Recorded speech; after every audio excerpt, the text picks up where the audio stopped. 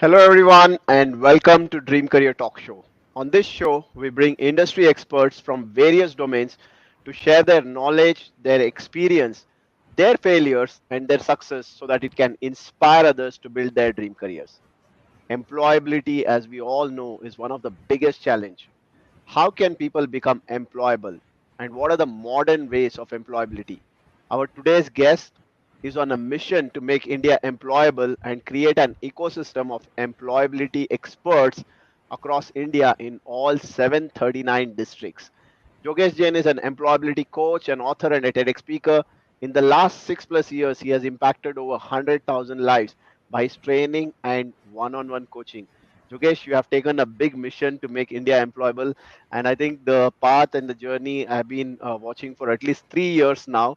And you are very inspiring. Your journey is inspiring, and the way you have been helping people to become employable is definitely an inspiring thing. So let's hear from you. How did you get started? But before that, let me welcome you for Dream Career Talk Show. Thank you. Thank you so much, Fatah. Finally, we are on this show and we're talking about the same subject. Thank you so much for having me here. I'm excited to kind of add value to your audience and also excited about your journey and inspired by your journey as to how have you been able to create that impact in last so many years. And this is, I can see at 96th episode. So that consistency from your end is also admirable and commendable. Thank you, Jogesh, and it's wonderful to hear from you. And definitely, when we talk about dream career, employability is one big challenge. And from the past 3+ years or around 6 years, it's been right Yeah, from past six six plus years. years, the way you have been able to help people and actually make India employable. How did this get started? Like, what made you to choose this and announce this mission out in the world? Yeah, so yeah, good question. I think it all started uh, as Steve Jobs says, you always connect the dots backward. You see, uh, I come from a small town in Madhya Pradesh, Burhanpur. It's a district place, not town. From 40 years of my life, I spent 20 years there, born and brought up there. Did my 12th there, and after 12th, I came to Mumbai, the city of dreams. And coming from a small town, a small city to a metro city, that transition and experience throughout that transition kind of had the seeds of employability unconsciously in my mind. So 20 years now, almost into this city of dreams, Mumbai. And out of these 20 years, I think initial couple of years, I did my graduations, did my masters, joined corporate, joined fortunately DCS in my campus, worked there for almost 6 years out of 6 to 7 years out of 9 years, then worked with JP Morgan. So the 9 years of journey had was not easy, of course, working, and there were a lot of ups and downs that I personally saw in my own journey. To begin with, it all begins, career choices. It all begins when you are in 10th standard and you get your 10th marks, you get mark sheet, and it's like 80% and above, 75, 80 and above, you take science. If you're between 60 to 80, you take commerce, and then if you're below 60, you take arts. That was the school of thought that I was born and brought up, and I was like, okay, so I am in the range of commerce, so let me go ahead and take commerce. So that's how I made my career choice, the first career choice that I made. And of course, one decision led to another. I came to Mumbai, did my graduation, followed the traditional path that any middle class family guy would take, and joined corporate, TCS. I worked there for 8 9 years, and during that stint, I was doing a lot of trainings, and this was kind of, I was teaching actually economics to TY BCom, which is final year BCom students, 10 12 students. And in those interactions with those students, I understood that when I was in 9th standard, 10th standard, I had those confusion around my career. And in 2016, 2014, 2015, almost after 10 years, that confusion with students still exists. And there has not been much that has happened in that space. And that kind of, I felt an I felt a pain within when I saw the same problem not being solved. So I said, what can I do about it? So I started guiding, training, coaching those students with whom I was interacting with my, corporate job. And I think in that phase I underwent some certification, because I said I don't want to do it just based on my knowledge and my experience. I want to do it professionally. So I underwent a certification for that. And even that has a story of how I got to know that there is a certification that exists for this. But I went through that certification and I started helping a lot of students. And this was along with my job that I was doing. And this was the year 2016. And this is a year of transformation, I call it, for myself, because towards the end of 2016 also I quit my job and started JG School of Employability full time.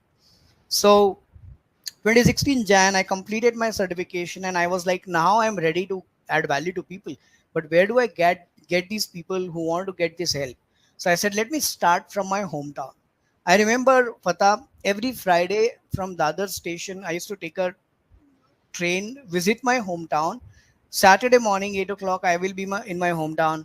Saturday entire day, Sunday entire day. Sunday night, I'll leave, and Monday morning again, I'll reach the other, go to office, and then at the end, I'll go back home. And I did this for 2 months, which is 8 weekends. And in that 8 weekends, I did 59 one-to-one sessions with all the community people that I was associated with, where I came from. And that was my way of giving back. And I said, you know what?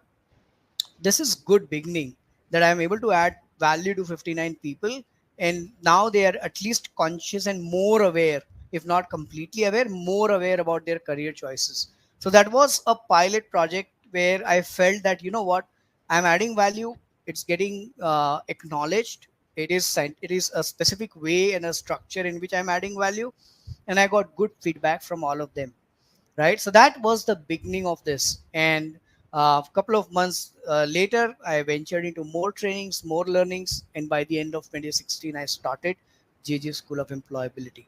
And by then, the mission of making India employable was not yet ready. I was like, okay, I want to do it more systematically, and I want to do it full time. So that's a long come short story of how it got started.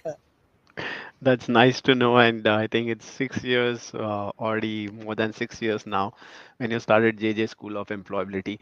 And you were already employed, and Yeah. you were having a happy life when you were in job, right? And then from there, taking that courage and then starting something of your own.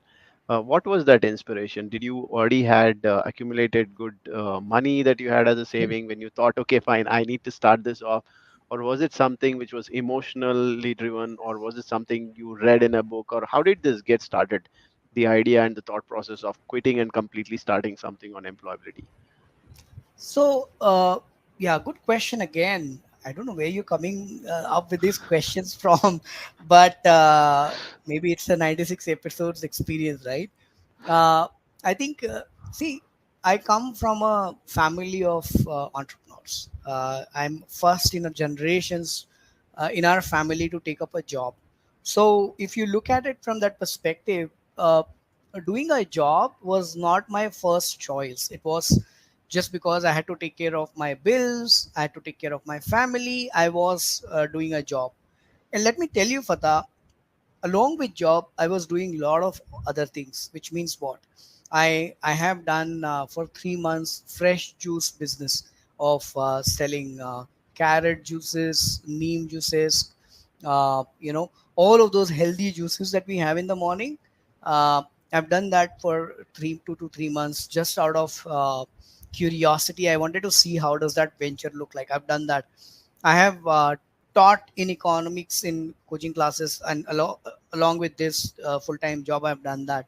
I've done accounting and taxation work with almost 80-90 clients for 2 to 3 years. I've done that as well prior to getting onto employability. Did I make money with all these three ventures? Yes, I did. But at the end of the day, was I fulfilled taking up that work? To a large extent, no. I was doing it out of curiosity and just to see what is it and how does it look like to do these things. But at the end of the day, I was not happy. Teaching was something which I enjoyed in comparison to all the other three. Teaching is something that I enjoyed. And so before I quit my 9 to 5, this is something which I had done already part time. And was it an emotional decision? Yes, for two reasons. One, I believe that those 9 years in corporate could have been spent into doing something which I'm more aligned to and more passionate about, which is training and coaching. But no one was there to guide me and mentor me or coach me, uh, to tell me that what, why you're good at this, why don't you explore this. So that was lacking, and which kind of wasted my 9 years, if I may put it that way. Second reason was pata,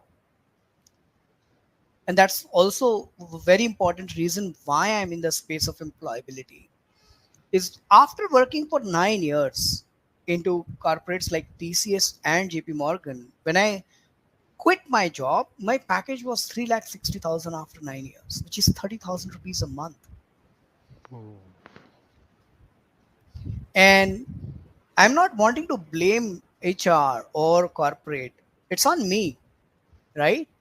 Uh, my hourly worth, when I calculated, and that was a shocker moment for me, was 180 rupees an hour. So I, for 9 hours 45 minutes in office, 3 hours traveling Monday to Friday, just to take that 180 rupees an hour paycheck. And I believe that I'm more than, my worth is more than that. Intrinsically within, I believed that. But the paycheck was just 180 rupees an hour. So that was a trigger. When I calculated my hourly worth, I was like, oh boy, what is this? I remember, so you take your annual income, which is 3,60,000, and you divide it by 2,000 hours. Why Right. 2,000 hours? Because that's the amount of time you invest into earning that money. That's your hourly worth. And that was a shocker for me. And I made that decision that, you know what, I'm going to make an exit plan out of this. And that's how, by the end of, 23rd of October, I quit my job and I started GJ School of Employability full time. So those are the two basic primary reason why I started with this. Yeah, I think very inspiring there, the journey that you have gone through. And I think a big tip for a lot of people who are in job, like how do you calculate that? What is your Hourly worth, worth. hourly worth, right? I think people, when they calculate, for many of them, that would be the same expression or the feeling that Yeah. you went through, Jogesh, because I know we are so busy in our jobs and we forget to understand, hey, what is our worth? Am I actually being paid what am I worth, or am I just being underpaid? Right. So that's how people can calculate. So that's a very good tip there. And you started actually with employability. You said you actually traveled to your hometown. You are helping people out there. But were you making money out of that, whatever you are teaching? Because you are passionate about it. But of course, when Mm. you get into business again, you have to still make money if you have to take certain thing to Yeah. the next level. Yeah. So, how much time did it take for you to start earning money out of your passion and your business there? So yeah, good again. Yeah, good question. I think even before I quit my job, I started monetizing, and I was very sure that for 3 to 6 months, 3 to 4 months, I had to earn what I was earning in my salary from what I'm doing part time. So October I quit, September, August are the 2 months when I made more than my salary from part time. So I ensured that happens. So when did I start making money? Yes, I did. But I had no prior entrepreneurship experience. So I made a lot of mistakes. The first thing is, theoretically you understand the difference between profit and revenue, but for me to practically understand that, I took couple of months.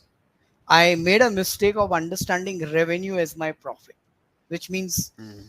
my entire calculation was haywire. So I struggled a lot in my initial phase to understand the uh, key terminologies, understand how does marketing work, understand and be comfortable doing sales. Why? Because corporate 9 years I had never had to do sales, and here I had to kind of venture into doing actual sales and asking for money. I was not comfortable because of course, some of the limiting money beliefs that I had. I was not happy and I was not comfortable, and that took some time. Fortunately, my wife was working full time, and that stream of income was there, which helped me to kind of sustain the entire show. If it was not for her, I would have kind of quit my journey way, way, way back. Interesting, interesting to know that. And I think that was one source of employability. Again, employability has been connected with you all the Yeah, yeah, time and been there with you, right? But I think a very good tip for people who are watching us is like just like Jogesh did, if you are passionate about something, build that parallel source of income. yeah, If you want to quit your job, you can't just jump out of it because of being emotional. Yes, of course, Jogesh was emotional, but he actually built that parallel source of income, and he ensured that there is money coming in, and that's where he entered into it. So anytime you're doing it, build a parallel source of income, absolutely. have a proof of concept, and then take that next step. Right, so that's something that I think a good lesson for a lot of people there. And when you started employability, there were a lot, I think, already a lot of information. Like Google is, of course, there. Google Baba is there, sharing a lot of information out there where people can look at, hey, what are the ways of building a resume? How do I actually find a job and all? So, how did you ensure that you are teaching something different? And what was different that you started with so that people can connect and learn from you? Yeah, good. So in 2016, Fatah, what I observed, and in that year, I also went through a lot of training and coaching myself. If you look at career, I divide career into different categories. There are people who are freshers with their career, there are people who are early in their career, so early career professional, there are Right. people who are into mid career of their professional, there are people who are into senior executives, and then there are CXOs, right? So when you look at 2016 as a year when I was venturing into career coaching and employability coaching, the one-to-one coaching was mainly exposed to mid-career, senior executive, and CXO. Less of mid-career, main for senior executive and CXO. Why? Because it is highly priced. It was not available for mid-career, early career, and freshers. It was not available. Right. So my question was that how can I how can I make it viable for people to afford and get that transformation? Number one. And number two, what is it that I can serve to them which can add value to them? And in that space, I came across a lot of different assessments about individual. And it was that time when people were not undergoing a lot of assessments for themselves. Again, that was strength finder for senior executives, CXOs, and all of them, but not for rest of the workforce. So I introduced this phenomenon which is called as nature and nurture. Nature is what you are naturally inclined to, just into your DNA, and nurture is something which we call it as acquired. So there are natural skills and talent, and there are acquired skills and talent. Acquired skills can still be assessed with the help of psychometric assessment, maybe strength finder, maybe personality assessment. All of that would facilitate understanding your acquired skills. But for your natural skills, there's no assessment as such. And in Jan of 2016, I underwent a certification which is based on biometric that helped us to understand the intrinsic natural characteristic of an individual. So what I did when I started in 2016, I took these two assessment as my basis to understand an individual holistically. And when I have an input about you, let's say, not only from natural assessments but also from nurtured assessment, I have a bigger picture about you more than you. And after that, I did coaching sessions with them, consulting sessions with them, mentoring sessions with them. So it was not just an information that I was selling them, but it was a transformation and lot of self-awareness which was presented to them with the help of coaching program that I was offering at that time. Great. I think that's wonderful. The way you actually explained, helping them to understand themselves. I think awareness is one thing very important. Once they become Exactly. aware, they can actually take those steps to actually go ahead and then do things. Right Yeah. now, you spoke about different categories. Like one is like somebody who is seeking for job, and then early professionals and all. Yeah. So a lot of people, especially in the college, when they are looking for job, one source for them is like, okay, go ahead and then get a college placement, right? But there are so many people who don't get that college placement. So what is the way for them? Because they come Yeah. out of the college and it's a surprise thing for them. It's a shocker that, hey, I don't have a job. I had these many academical marks, right? And especially people who have a little lesser marks and not able to crack that placements, for them it's Mhm. going to be a challenge. So how do they actually look at this, and how do they start preparing, and when do they start preparing for their jobs? Yeah. I think, see, one of the misconception or myth about campus placement is that candidates believe that campus placement is the only way to acquire or secure a job. Right. However, campus placement is only 5% of the entire opportunity available in the marketplace. Number one. Number two, if you go to any entrepreneur or any leader who is into a senior leadership position and you ask him, do you have any open opportunities? They will give you always an answer. There's always an opportunity for the right candidate. Which means if you look at the demand side from corporate, they have huge demand at this point in time, even as we speak. If you look at the supply side, which is candidate, they feel that there are no opportunities. So where is the gap? The gap is of employability. The gap is of identifying the right talent for the right job. And that mixed match has to happen between both of them. So what is it that a candidate should do? And I always talk about this. It's not about profiling. It's not about resume. It's not about LinkedIn. It's never about it. It's about positioning before profiling. Let me elaborate that. So whenever a person is searching for a job, 95 to 98% of them, what would they do? They will immediately go and check for their previous resume, start updating it. They will reset the password for their Naukri, Monster, for their LinkedIn, all of that they will start doing. No, that is something that you should never do. The first step is that you will have to identify your positioning. Where do you want to position in the entire marketplace? There's a marketplace of different companies, different industries, different roles, different skill sets, which is your niche area, which is your positioning, where you feel that, okay, this is where I want to focus, this is where I want to get acquired, this is what my focus area is. So, even before you set your profiles, first identify what your positioning is. Now, what will help you to, pin down on what your positioning is? Identify which industry do you want to belong into. Identify which organization do you want to work with. Identify what specific skill sets do you bring on the table. Identify what your strengths are. Identify which specific categories of skills do you feel that you resonate more with.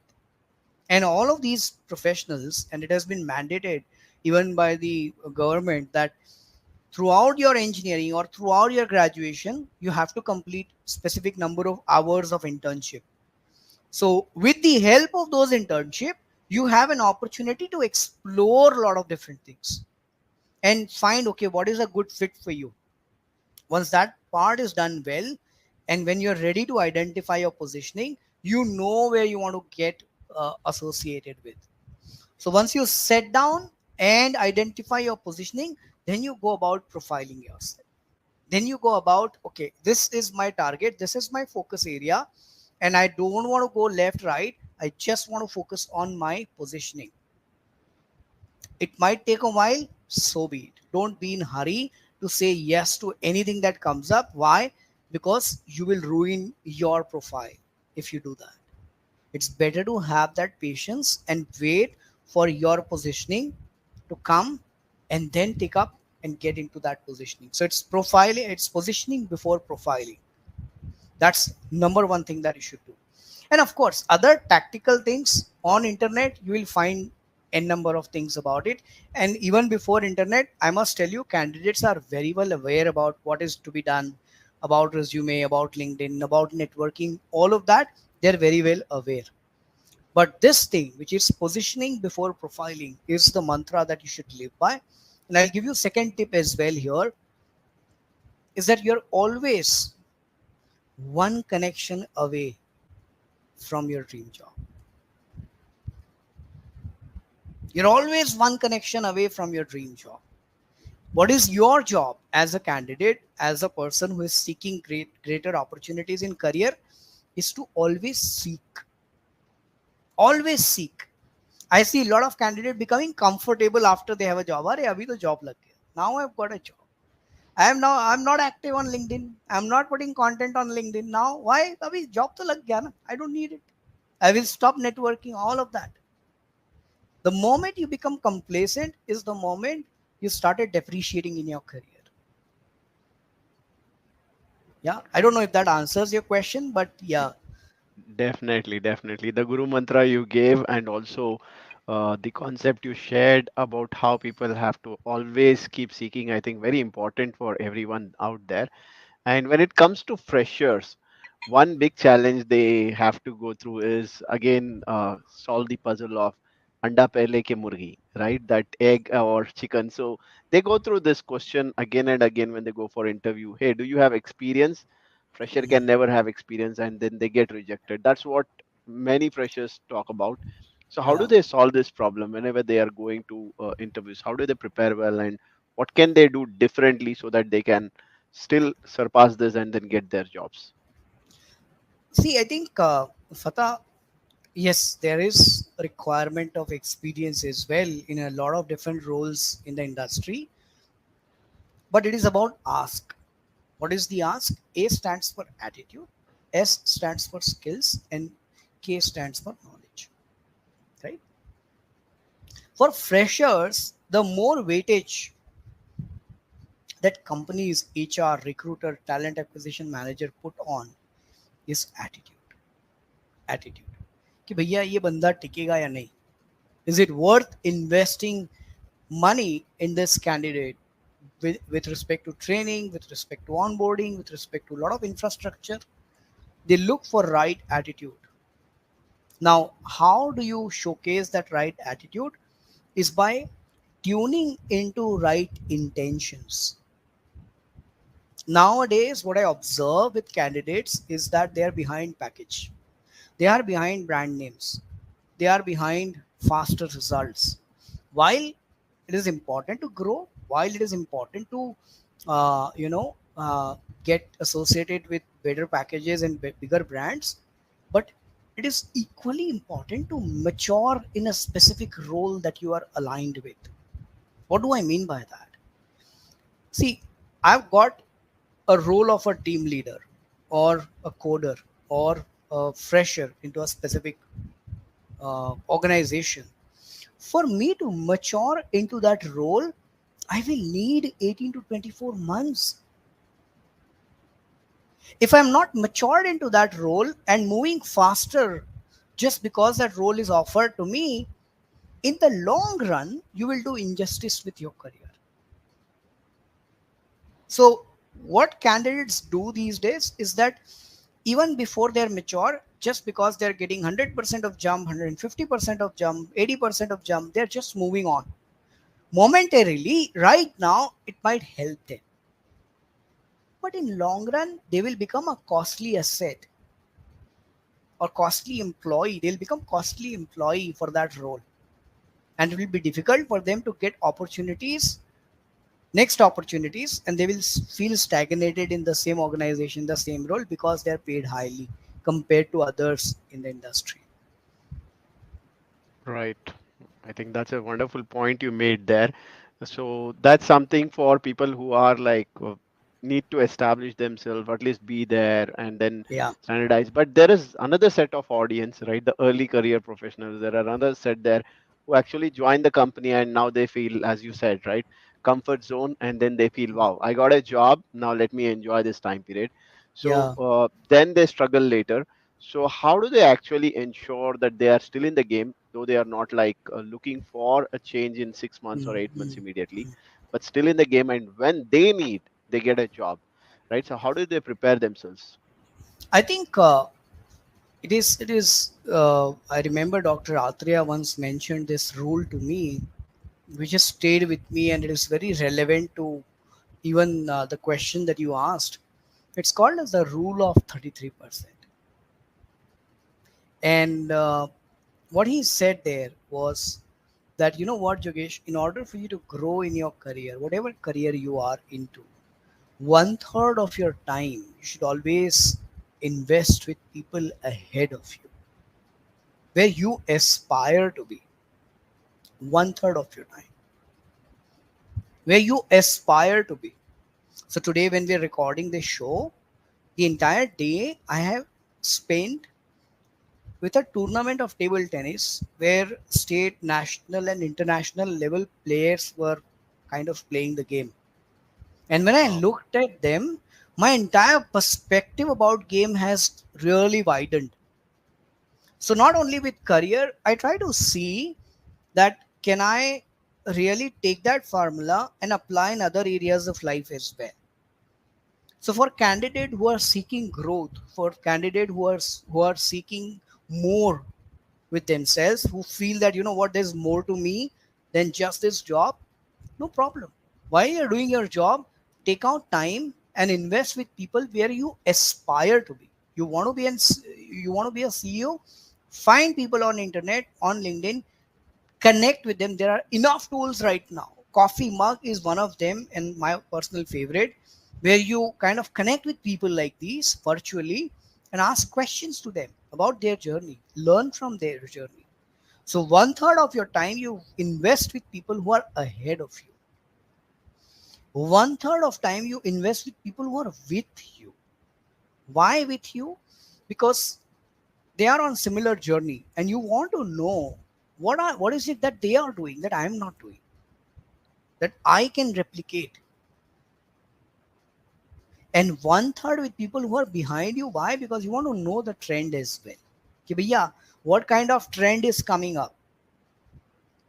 And when you apply this into your career, you know, okay, what is the next steps that I have to follow? You know, what is it that you're missing out right now in your career that you're not doing and that you want to do, and you also know what is coming up.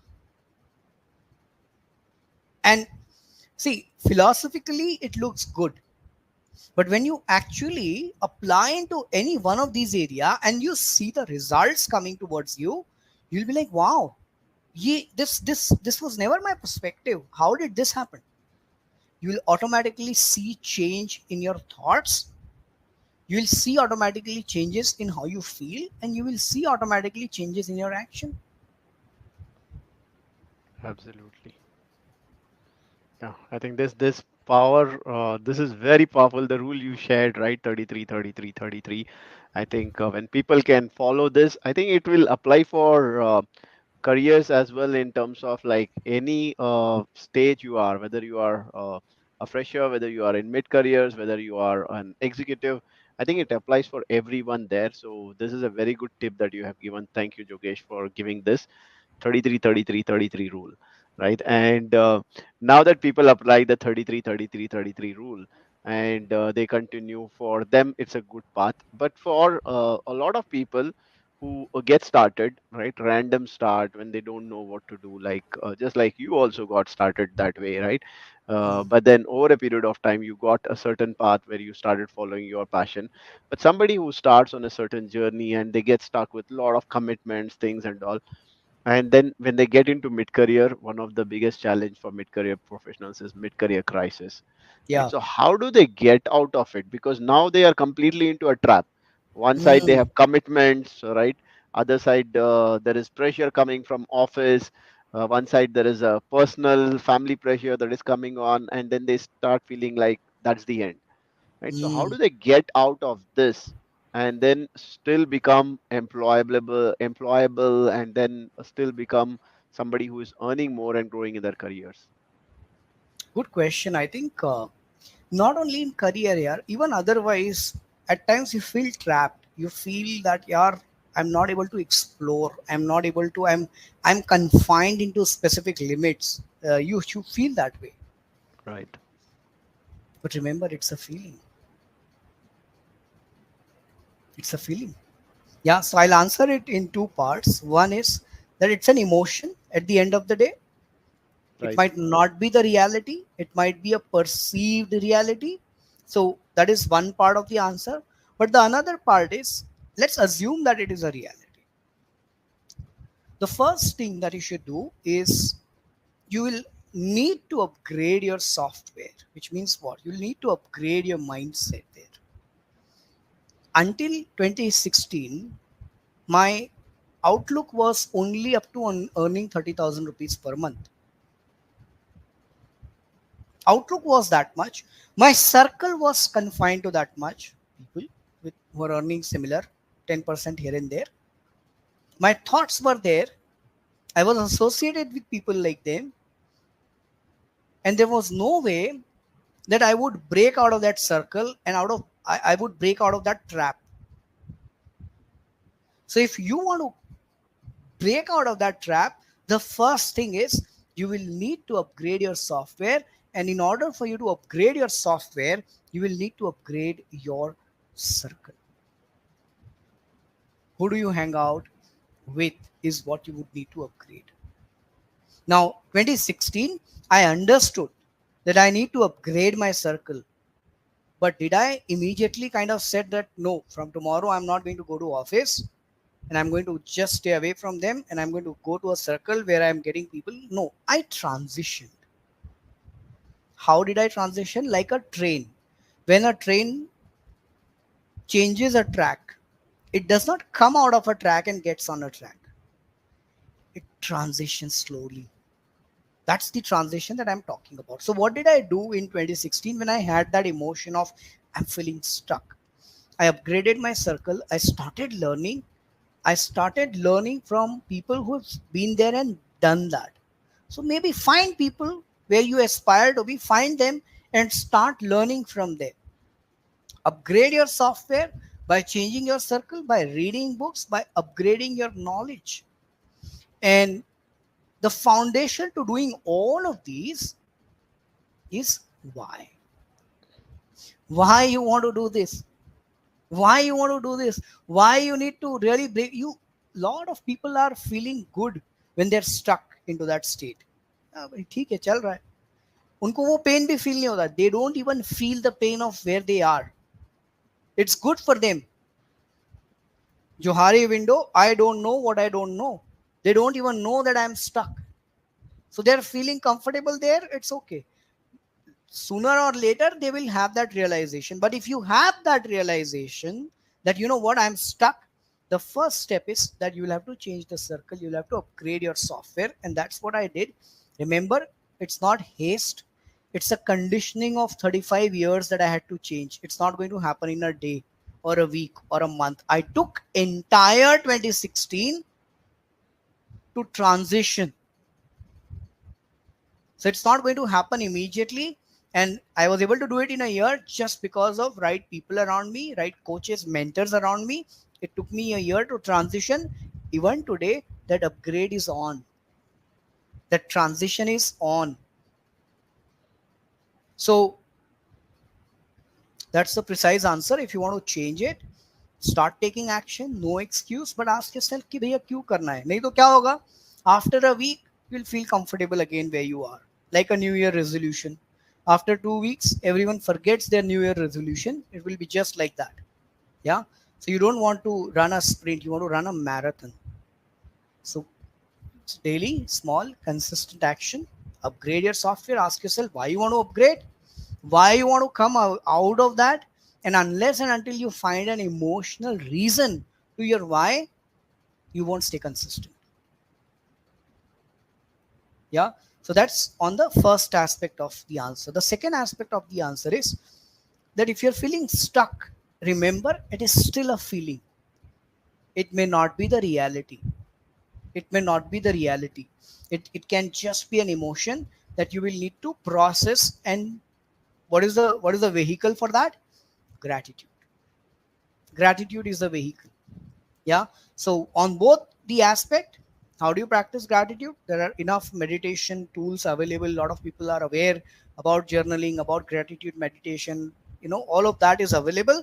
So one aspect is that if you feel at an emotional level, only at a feeling level, practice gratitude. If it is about really going beyond and upgrading your software, change your circle, upgrade your software, take massive action. Remember, it's not a sprint, it's a marathon. Yeah, absolutely. I think that's a wonderful answer there for all those people who are stuck and going through that mid-career crisis, right? And one of the common myths I can say, or also like the common answer people find for if they have to transition that career, say for example from their mid-career, from any technology or technical space, moving into leadership, right? The Mm, transition from there, or mm, if they want to transition into a different role, uh, most common answer they have heard from others or known is either do an MBA mm. or do this costly courses which are available in the market, which are like charging heavy there, right? They are Yeah, like yeah. 3 lakhs, 4 lakhs, 5 lakhs, which sometimes they are not able to afford it.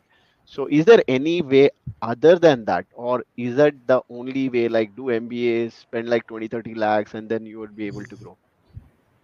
Yeah, I think, see, when you take a decision about your career after 10th, I took a decision that I want to do commerce after 10th. So it's not a career choice. The process of career choices happen. Now, at that phase, I would ask this question that if you were to rethink about your career, would you choose the same career or would you choose something else? Now, for your surprise, majority of them say something else. Why? Because there's a basic misalignment into what they love doing, what they like doing versus what they are doing. It is a career choice. It is not a career by choice, it is a career by chance. या तो वो foundation में ही misalignment है. So again, the transition comes in. One of the philosophy that I follow is seek, SEEK. What do I mean by that? It is an acronym to skill, education, experience, and knowledge. It is in a way you can call it a way to identify your ikigai, but it is more with your experience. It is more with the skills that you have. It is more with the knowledge that you have, where you feel that okay, this is a knowledge that I want to do something about and take it to next level. You use this framework and acronym to elaborate your perspective and see what comes out of that seek. It could be a passion project. It could be something that you've learned on the job with over decades, 2 decades of experience that you've learned that you can pick up and start building parallelly. Side hustle, moonlighting, all of that is happening after COVID very well. But if you can do that systematically under a proper guidance, proper mentoring, proper coaching, nothing like it. It will buy you a lot of time. Should you do it? Let me tell you, it's not an option right now. It is a must do it. What happens after a after something like COVID happens? You lose a job. You are on a, it's like when there's a new construction of a building happening, no, on the first floor you will always find that safety net. What is your safety net in your career? If there's no safety net, you're always exposed to that risk. It's not an option anymore, you have to have it. It's just a matter of you asking yourself, how soon do I want to have it? Right. I think that's again like wonderful tip out there. And for people who are again like in mid careers, especially, right? There's a lot of fear at times when they have to do this transition or take a jump. Sometimes there is Mm. a big opportunity waiting for them, but a lot of self doubt. Hey, whether I'll be able to accomplish that, whether I'll be able to like go in a Mm. new company, new environment, can I prove myself, or even a bigger role? And then because of the fear of losing, fear of failing, at times people don't take that opportunity. So Yeah, how do you actually recommend, like what are the steps that they can take so that they can still get these kind of opportunities and jump onto these opportunities, grab those opportunities, and then get success in their career? yeah. I'll tell you one small example from today's experience looking at that Maharashtra table tennis tournament. So there are matches, 5 matches, best of 5, best of 3, best of 7. And after every match, or even within a match, there is an opportunity for players to take a timeout. And when they take a timeout, these players come back to coaches, and then there's a discussion that happens strictly for a minute, and these players go back and start playing. What I observed today, if these players were to do it on their own, they would have not changed their game even by 1%.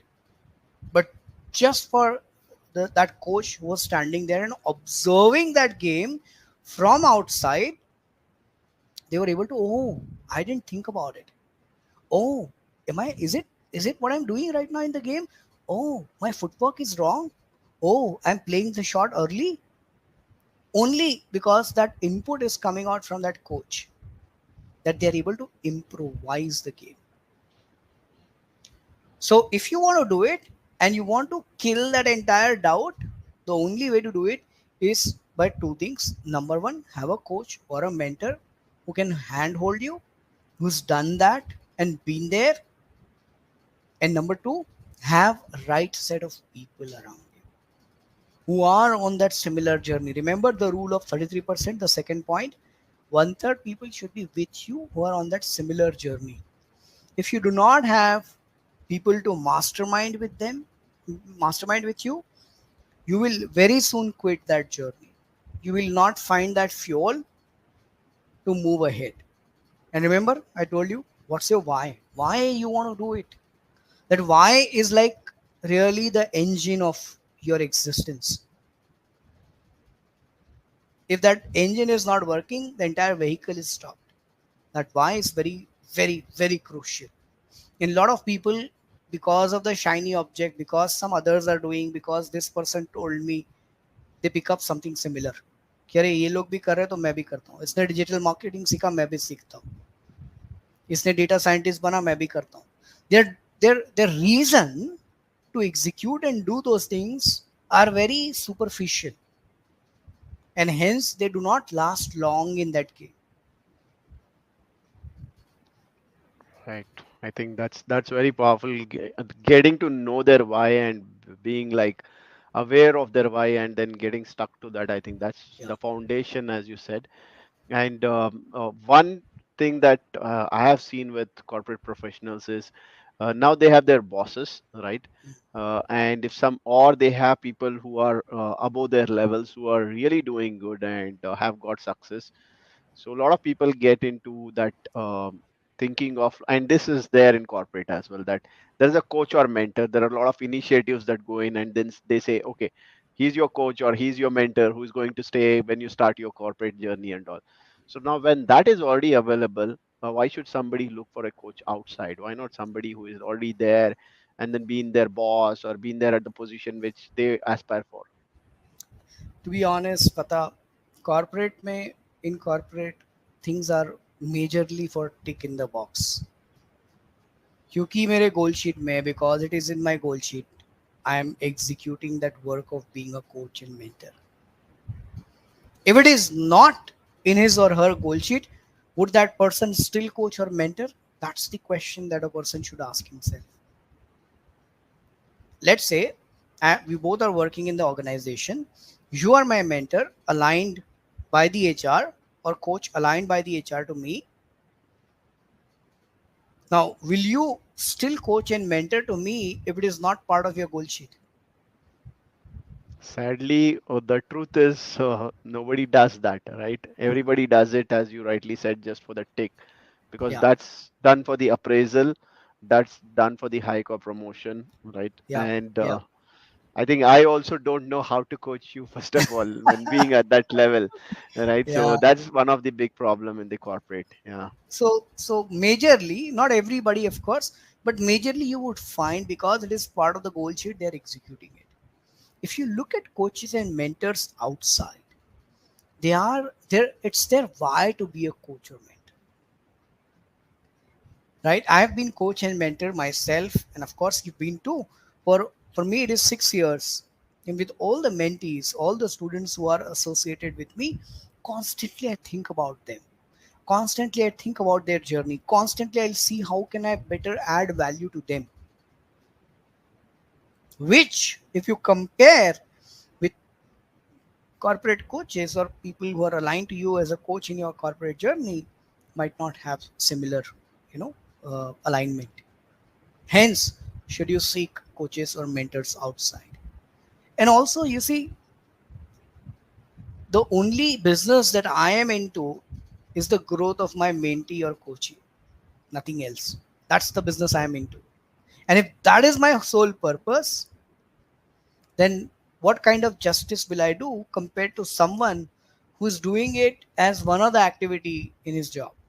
Other things are as well there, but one of the activities is this. Who will do better justice? Answer is simple.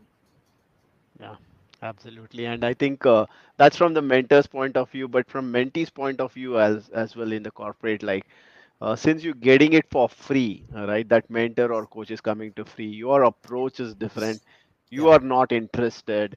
And I think the same goes even for trainings, corporate trainings that they go through, right? Hmm. There is no skin in the game. And It reminds me, I have attended a lot of trainings, and it was just attended by me out of my operational work hours only because I had it in my goal sheet. If it would have not been in goal sheet, I would have never opted for getting into those trainings myself. So, very well said. I agree. right, and I think that's because it's on the goal sheet, and it may not be again like our inclination, or it might not be our path as well, right? Yeah. But we are just doing it for the sake of doing. So I think it's important to have those coaches and mentors outside. And I think we have been talking a lot of employability, but when we are talking about employability, what are the modern ways, if you have to summarize and put it across, like people can look at, be it a fresher or be it even a mid-career or somebody, what are the modern ways today that they can look at employability and become highly employable? I think the first thing that they should keep in mind when it comes to employability is what is it that connects really with them? What is it that connects with them? Not what is trending in the marketplace, not what others are picking up, not what friend circle or your bosses are recommending you. What is it that you connect with is very foundation for growing and being more employable in your career. That's the first step.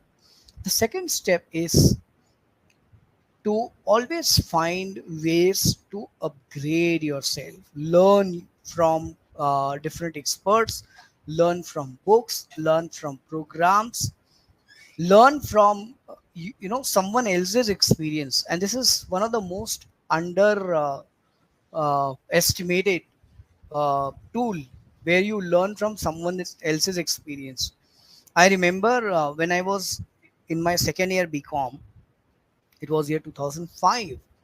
I was finding ways to stay back in Mumbai because the rule was in my graduation, after you complete your exams, you have to, go out of your hostel and go back to hometown, but you cannot stay in hostel. And I had to find way to stay back in hostel. So I went back to my trustees of hostel and said, you know what, is there some work that you can give me that I can pick up? And in exchange, you allow me to stay here. And they said, okay, you want to do this? Here is a list of alumni from our hostel. I want you to go and do an interview with them, and these are the questions that you have to ask. And daily I had to do 5 interviews. I must tell you, I had done I think around 28, 29 interviews at that time, visiting different chartered accountants, different CEOs, different doctors who had been through the same hostel where I studied. And those 30, 35, 40, 45 minutes of conversation with them had given me so much of life lessons that I would have really taken years and years to accumulate. And in that process, also I got offered internships. In that process, I got offered great connections, great people that I'm still connected with. For the last 17, 18 years, I'm still connected with them even today. So if you want to be employable, you will have to find ways to connect and network with people. You will have to find ways to effectively communicate with people. Yep, they talk about, I'm introvert, I'm extrovert. There's a term that I coin in the communication class that I take. I call it becoming situational extrovert. What does that mean?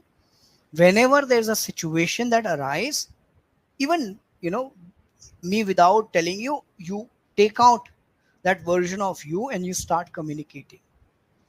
So you become situation, you tap into that version within, and you become situational extrovert. And when you do that, you automatically get visibility, you automatically get the recognition because you've got visibility. These are ways which are not just modern but traditional way, but still valid in today's time. That can you be that person who is kind of taking extra effort and have your own rule book to operate, your own operating manual when you're at work. One of the things that I do when I operate is I give 120%, where people are like, I'll give 100%, I am here, my basic is 120%, उसके ऊपर क्या देना है बोलो. I operate from that perspective. You'll always find one of the operating manual that I have is to be proactive. That is my work style. What's your work style? Ask yourself. If you don't have, define your own work style that helps you to stand out from crowd. So having your own operating manual, having that opportunity to network and conduct informational interview and become effective communication, do effective communication, become situational extrovert. These are some of the foundational things that I talk about even today.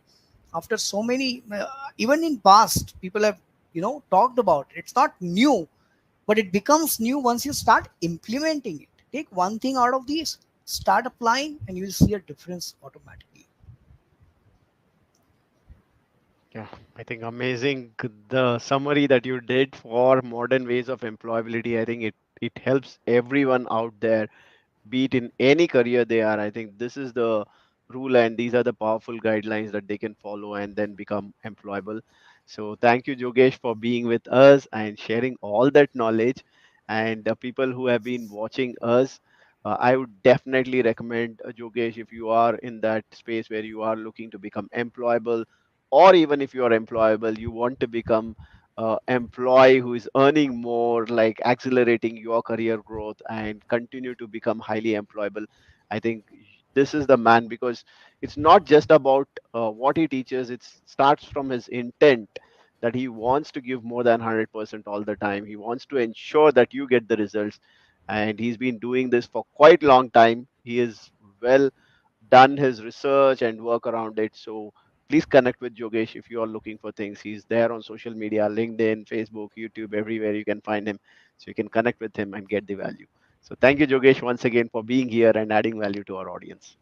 Thank you so much, Fatah, for having me. It was great interacting with you. Good questions you had, and I'm sure the way you're building the entire Dream Career Talk Show is amazing, and it is definitely adding a lot of value to all the listeners. So, guys, if you're listening, give a shout out to my friend Fatah for amazing work that he's doing with the help of this talk show. Thank you. Thank you once again. And thanks, everyone. And yeah.